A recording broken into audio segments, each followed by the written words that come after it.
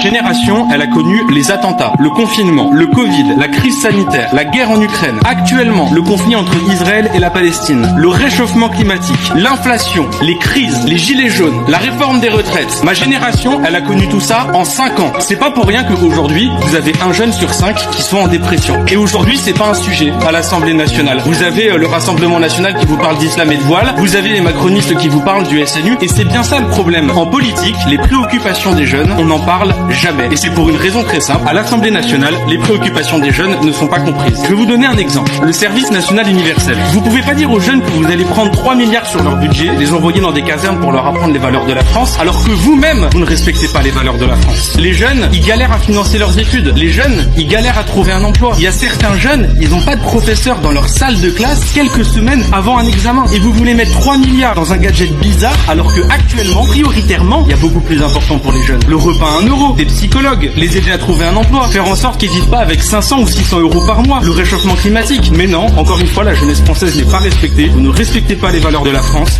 Vous mettez tout cet argent dans un SNU qui nous coûte cher et vous ne comprenez pas que ce soit ressenti comme une injustice par la jeunesse.